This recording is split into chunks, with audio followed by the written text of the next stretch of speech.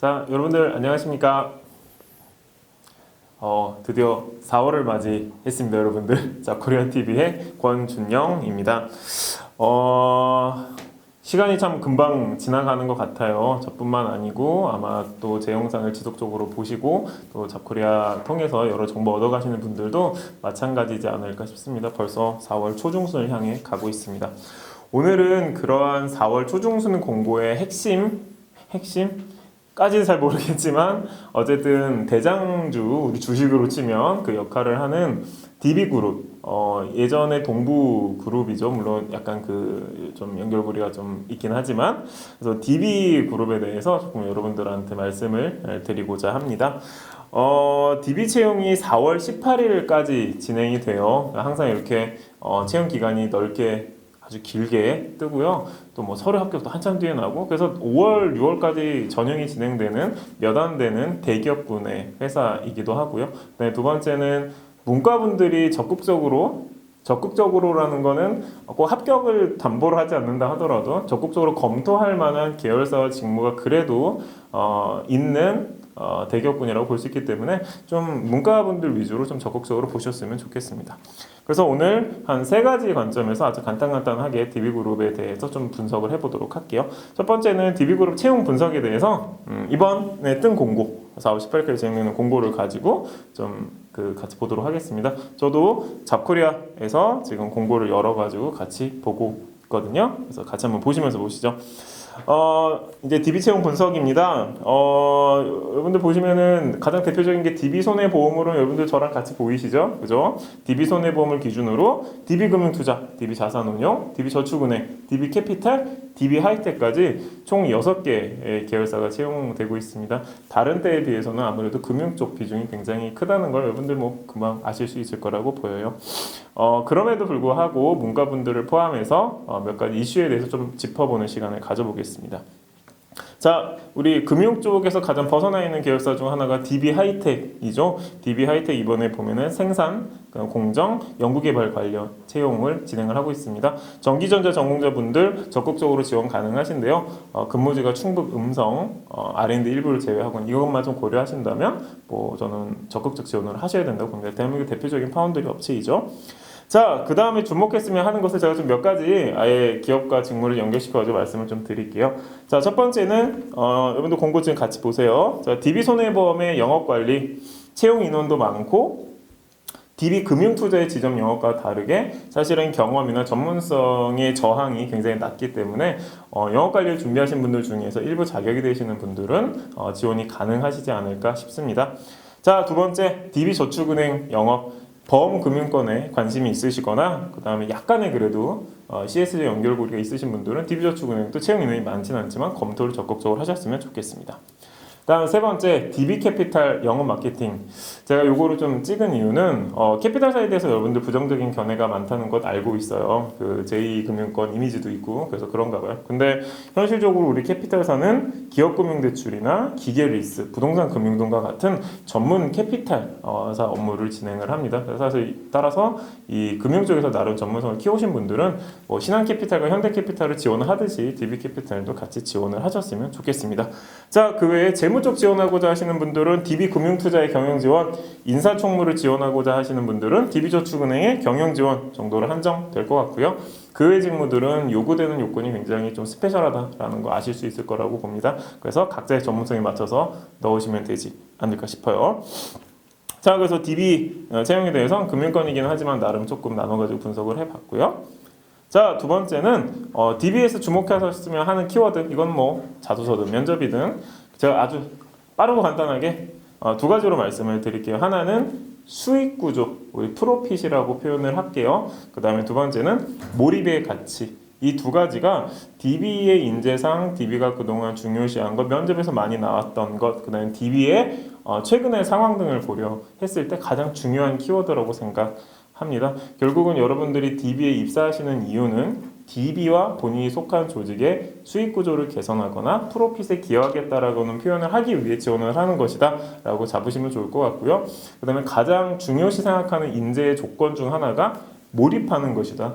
저는 몰입이라고 하는 단어는 능동이라고 하는 단어보다도 더 한 단계 나아간 단어라고 생각을 합니다. 우리가 어떤 것을 몰입을 해서 다른 사람과 함께 뭘 이루든 아니면 자기가 뭘 이룬 경험 이런 것들에 대해서 적극적으로 개진을 하시면 방향성과 일치되지 않을까 싶습니다. 이 두 가지 키워드 활용하시면 되게 좋을 것 같아요. 이 계열사들. 자, 세 번째 이제 자기소개서 문항에 대해서 간단히 복기를 좀 해볼게요. 여러분들도 지금 자기소개서 같이 보면서 좀 보셨으면 좋겠고, DB를 설령 쓰지 않는 분들이라고 하더라도 총 문항이 3개밖에 안 되거든요. 3개밖에 안 되고 각각이 600자에서 1800자밖에 구성이 되질 않습니다. 근데 문항 자체에서 요구하는 것들이 적지 않고 다른 곳에서도 반복적으로 요구하는 것들이 많기 때문에 좀 같이 보시면 아마 도움이 되지 않을까 싶습니다. 자, 자기소개서 개괄 설명을 좀 드리면 DB는 전형적인 문항들로 구성이 되어 있습니다. 여러분들 보시면은 1번 문항에서는 열정 성취감, 두 번째는 지원 직무에서의 강약점, 세 번째는 지원 동기와 입사 포부, 굉장히 전형적인 것들로 되어 있죠. 그래서 오늘 같은 경우에는 이 전형적인 문항들을 또 600자라는 거에 맞춰서 문단 구분을 어떻게 가져갈지, 그 다음에 질문 의도 파악에 대해서 조금 더 심도 있게 가져가는 시간을 가져보고자 합니다. 그리고 여러분들 작성하시면서 어려운 게 있으시면 첫 번째는 또 잡풀이에서 제가 앞에 말씀드렸던 요 기본, 요런 아주 기본 문항에 대해서 제가 나름 제 견해를 말씀드린 영상들이 바로 직전에 있어요. 그런 것들도 한번 보시고 댓글로 야, 네 말대로 썼는데 이게 잘 안 써진다 어떡해? 라고 댓글로 쓰시면 제가 요즘 댓글 열심히 달고 있거든요. 그래서 여러분들 댓글 남겨주시면 제가 2, 3일 안에 빠르게 광속 댓글을 달아드리도록 하겠습니다. 자, 그럼에도 불구하고 문항 3개에 대해서 그냥 넘어갈 수는 없기 때문에 하나씩 좀 짚어볼게요. 제가 특정 회사를 가정하고 진행을 하진 않겠지만 그래도 설명의 기반은 채용 규모가 그래도 빵빵명 1, 20명대 선을 넘어가거나 그 선인 DB 손해보험 영업관리를 기준으로 말씀을 드리도록 하겠습니다. 자, 첫 번째 질문. 자, 우리가 열정을 발휘해서 성취감을 느낀 경험에 대해서 얘기를 해달라. 요거 가지고 아마 고민이 있으신 분들이 있을 것 같아요. 열정이라는 단어도 있고 성취감이라는 단어도 있어서 어떤 거에 중점을 둬야 되냐. 자, 여기서 정리를 해드리면 성취감이라고 하는 것은 우리가 당연 역량이라고 볼 수 있습니다. 당연히 어떤 것이 이제 우리가 결과가 만들어지면 성취감이 당연히 느껴지겠죠. 따라서 성취감의 포커스를 자꾸 맞춰서 쓰시면은 제가 봤을 때는 좋은 전개가 좀 쉽지 않을 것 같고 결국은 열정을 어떻게 발휘했는가가 전체의 핵심이다 라는 걸 첫 번째 보셨으면 좋겠습니다. 제가 여러분들이 지금 자기소개문을 같이 보고 있는데 저 같으면 문단을 2개로 나눌 것 같아요. 문단 2개 600자인데 2개로 나눌 것 같고 1문단에는 자, 본인이 무엇인가 성취함에 있어서 그걸 이루는 열정의 핵심이 무엇이다라는 설명을 할 것 같습니다. 첫째 문장이나 첫째 맥락에. 두 번째는 그렇게 생각하는 이유에 대해서 말씀을 드릴 것 같고 그 다음에 여러 경험을 통해 그것이 열정의 핵심임을 깨달았다는 전개를 가져갈 것 같습니다. 약 300자 정도가 되겠죠. 그 다음에 300자 정도는 양식에 크게 구애받지 않는다라고 하는 건 자꾸 뭐 순서대로 우리 그게 스타 기법이라고 얘기해. 스타 기법이 나쁘다는 게 아니라 근데 양식에 크게 구애받지 않고 그에 수반한 내가 그런 열정을 발휘했다라는 키워드에 수반하는 경험을 조금 자유롭게 쓰시는 걸로 마무리를 했으면 좋겠습니다. 조금 기타적인 설명을 추가해 드리면은 저는 소제목은 이건 반드시 600자이기 때문에 맨 위에 하나는 붙이셔야 될 것 같아요. 문단이 2개더라도 소제목은 하나. 소제목을 이런 유형 같은 경우에 반드시 쓰셔야 되는 게 아무리 자기소개서를 많이 보는 곳도 한 문항 혹은 요 정도 한 3문항이 우리 20초 컷이라고 실무에서 많이 얘기를 하거든요. 20초 안에 보고 이해하고 평가하는 과정이 어쨌든 간에 같이 일어나는 것입니다. 그렇기 때문에 일반적인 경우에는 소제목을 작성하시는 게 유리한 경우가 더 많기 때문에 더군다나 이렇게 글자 수가 많지 않은 경우에는 소제목을 작성하셔서 눈길을 좀 주시는 게 좋을 것 같아요. 자, 간단한 예시를 좀 들어드리자면 저는 실제로 열정의 핵심을 가진 리소스를 총동원하는 게 항상 열정의 핵심이라는 생각을 저 개인적으로 가지고 있습니다. 그렇다면 아까 말씀드린 1, 2문단에 맞춰 쓴다면 어떻게 쓰게 될까요? 1문단에 제가 아까 말씀드렸던 거죠. 자, 저는 무엇인가 성취함에 있어서 제가 가진 리소스를 총투입하는 것 그것이 열정의 핵심이라고 생각한다. 이유 설명하겠죠. 왜냐하면 그러한 훌륭한 리소스 안에서 이룰 수 있겠죠. 그 다음에 나는 A라는 경험, B라는 경험을 통해서 그것이 중요하다는 것을 깨달았다는 게 1문단이 될 것 같아요. 그리고 2문단 같은 경우에는 저 나름대로 저도 인턴을 했고 그다음에 저도 실제로 지금 회사를 운영을 하면서 나름 성취감을 느꼈던 거를 A 리소스, 인적 자원일 수도 있고 물적 자원일 수도 있고 다양한 리소스들을 효율적으로 배치했다는 얘기 위주로 300자를 쓸 것 같습니다. 여러분들도 이렇게 한번 써보셨으면 좋겠고 궁금하신 거는 댓글 남겨주세요. 자, 두 번째, 지원 직무와 관련된 자신의 강약점, 언급 및 보완책을 얘기를 해봐라. 저는 이 문항이 제일 좀 어렵지 않을까 싶어요. 그래서 첫 번째, 여러분들이 오해 혹은 실수 혹은 어려움을 겪는 거의 핵심을 먼저 말씀을 드릴게요.